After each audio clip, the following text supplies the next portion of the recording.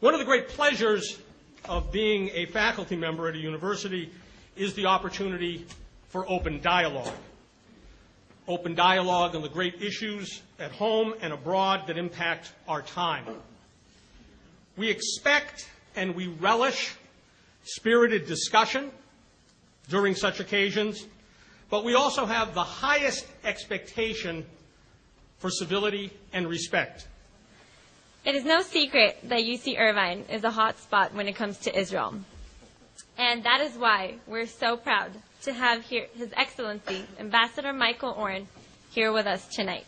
Ambassador Oren is an academic. A graduate of Princeton and Columbia, Ambassador Oren has received fellowships from the U.S. Departments of State and Defense, from the British and Canadian governments. He has been a visiting professor at Harvard, Yale, and Georgetown. It is my absolute pleasure and honor to introduce a man that I have great respect for, Ambassador Michael Oren.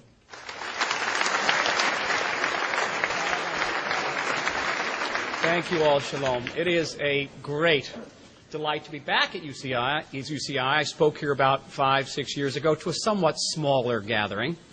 It is a great honor to address such a diverse crowd, both of students and community members. A great opportunity for me. It is a source of frustration that as a person who spent much of his life speaking Hebrew... Propagating murder is not an expression of free speech.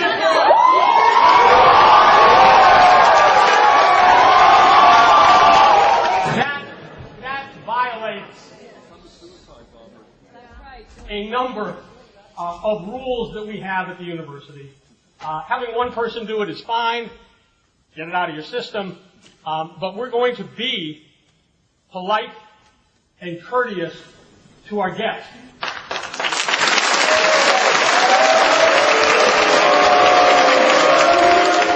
We have an opportunity here to exchange ideas. You have an opportunity to hear a different perspective. This is why you have come to this campus as students. You haven't come to this campus to hear one idea. You've come to hear a multiplicity of ideas.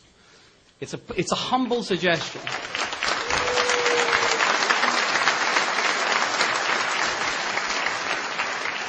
It is one of the inestimable values of education in this country, that you have that opportunity.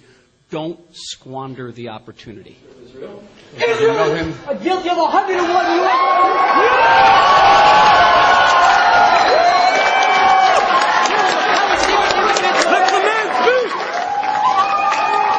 This is Irvine, California. You have a point of view. We would all appreciate it if you would ask good questions.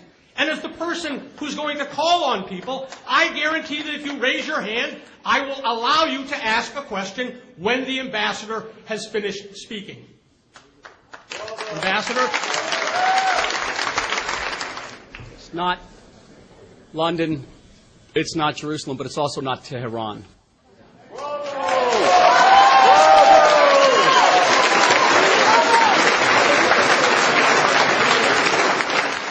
And so, the foreign minister, not known for being queasy, looks at me and says, "Oy, are you going to have a hard job?"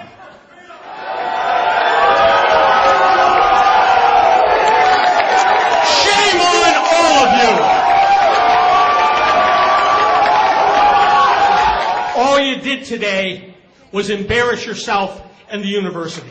As the professor said, free speech is something that we value. But I just want to say how embarrassed I am on behalf of our entire university at the disruptions that you've heard tonight.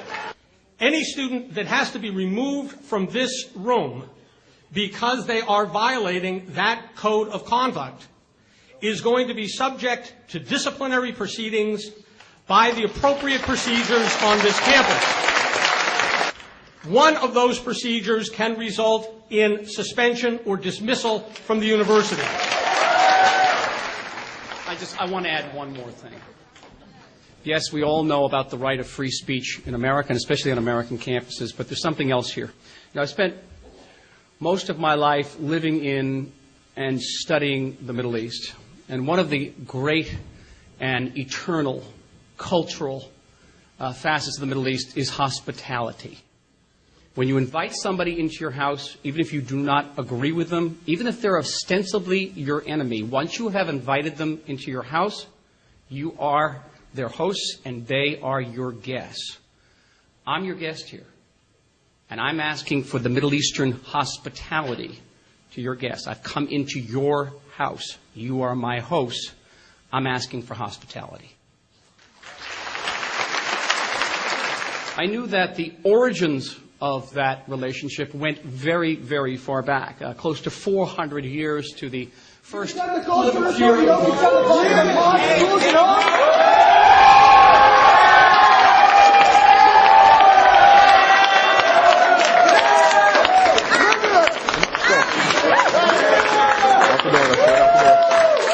And many of these founding mothers and fathers concluded that to be good Americans, it was their divinely ordained duty to help the old Jews get back.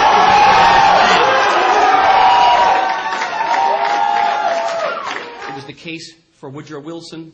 It was the case for Harry Truman, who made the United States the first nation on earth to recognize the recreated Jewish homeland.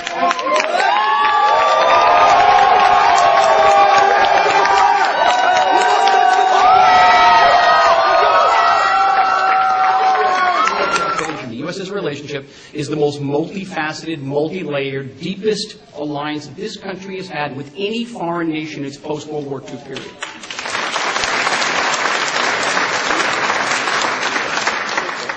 So with all that, why then was my Prime Minister, my Foreign Minister, and the person who signed me off on the cell phone?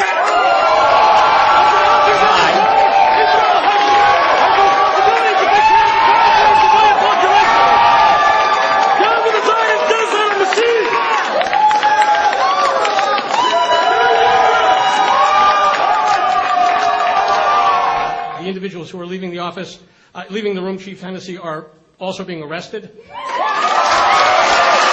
And the Israeli people had gone to the polls. And they had detected... Propagating murder is not an expression of free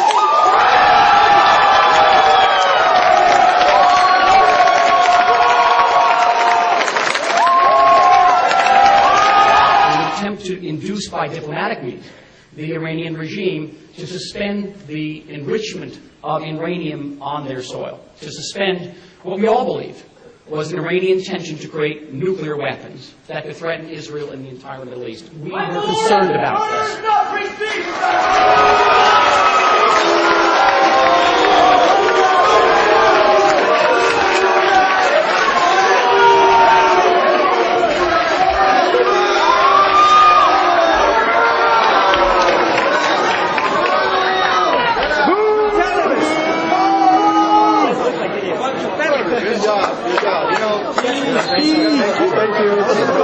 That's a little racist. You're a terrorist.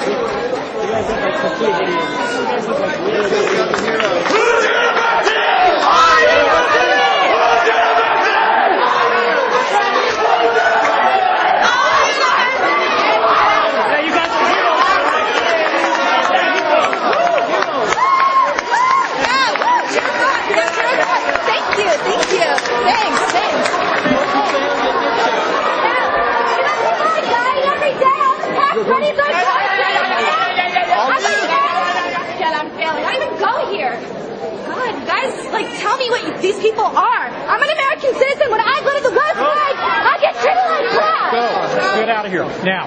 You're going to be arrested. Open your mouth one more time. You're going to be arrested. Anti-Israel! Anti-baby killing! Anti-Israel! Anti-racism! Anti-Israel!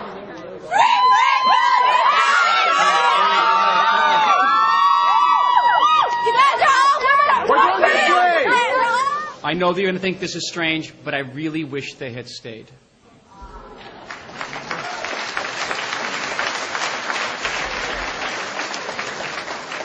I appreciate you all, but it was that community I wanted to address as well. Important that they hear, as I listen to them in Washington.